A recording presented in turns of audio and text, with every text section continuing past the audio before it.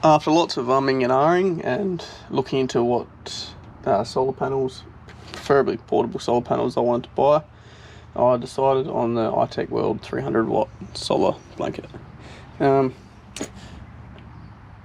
the price, it's a lot cheaper than a red arc solar panel, and I didn't really want to spend a stupid amount of money on a red arc solar panel when you could get these for half the price, and also like the fold out legs on these. So they feel pretty solid. It's brand new, so I haven't tested it yet. They come with the Anderson extension lead and a solar charge controller, which I will not need.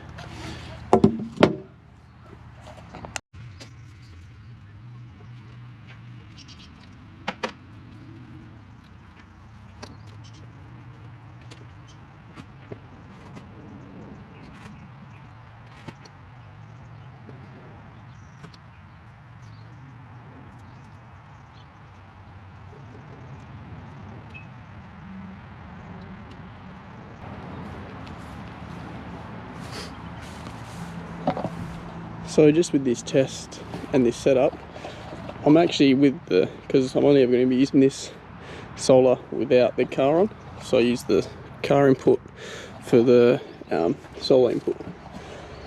Now if I test with my phone, so you can see at the moment it's actually pumping in, it's only 3.18 amps, but we are having thunderstorms and a lot of rain and overcast at the moment in Perth. So I'm actually surprised about that. Now I see the sun's come out a bit, so it's still behind the clouds and a little bit overcast, and you're still getting 6 or 7 amps. Pretty happy with that, to be honest. Yeah. So with these legs, they've just velcroed sticks back on when you fold it up. They fold out, they've got these little tabs to stop them from extending too much, and you've also got holes that you can pin it into the ground with to stop it from blowing away if it's really windy. With this coating on this solar, they call it Raptor coating. It's just like this it kind of feels like fish scales, like really fine fish scales. It's just like this thick coating over the solar panel. It's meant to protect it from scratches and all that kind of stuff, and I'm guessing general wear and tear. But we'll see how it goes. I got a 2-week trip to Karajini coming up. See how it handles that.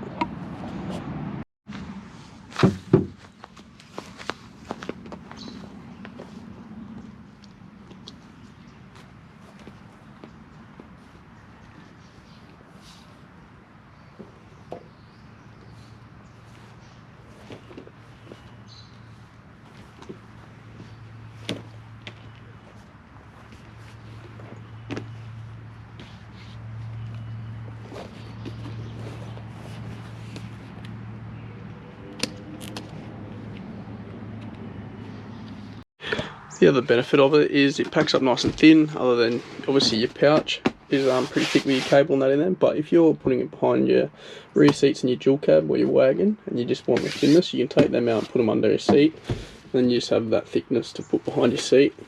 It is the panel is a pretty big panel. That's it compared to my rear wall, but it's only 10 kilos, so it's not heavy. It's pretty easy to manoeuvre.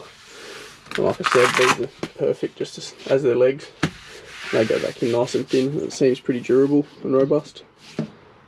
I do believe this system will be good for people just with a little cheap setup with AGM batteries even. Even if you just like going somewhere for a weekend and you run a fridge directly off your AGM battery, you can use this with the alligator clips to charge it straight on. It should get pretty much the same charge as I'm getting through my BCDC red arc charger. But you can also charge your phones and stuff like that on it, so you don't need any other system to like charge stuff, or you can just have your solar set up and your AGM battery just run your fridge. You can charge your phones and lights and stuff like that directly off this when the sun's out. Makes it nice and easy and a quick cheap setup for people, especially if it's just a 100 or 200 watt solar panel.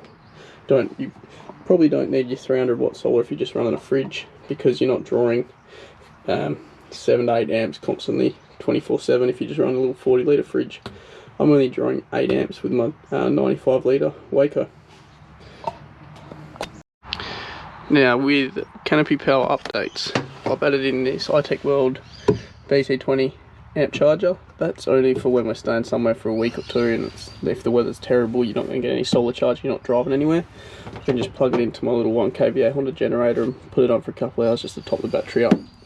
I've wired in the 2000 watt red arc inverter, and I've got its mid fuse down in this box down here behind the battery. I've also updated my fuse panel. I've changed it to a Baintech one. The one I had on there before was just a cheap one off eBay, and I didn't like the quality, but it got me through just running the fridge around Perth and that kind of stuff, but I didn't like the quality of it and I didn't trust it enough. I've also added in these 2 XTM drawers into the Canopy. Well, I got one on sale and one off a mate, so it's a pretty cheap setup for me. So I've done, I've just bolted some alley through the floor of the Canopy. So you can see we've got nylux on the bottom holding it down with body washers, and then I've put riv nuts into the alley and bolted the drawers to that. This one I'll just keep for tools and that kind of stuff at the moment, full gear, and then this one will be my camping drawer until I've set up a kitchen on the other side. So this has just got your plates, bowls, cutlery set in there, web hot plate, that kind of stuff in it.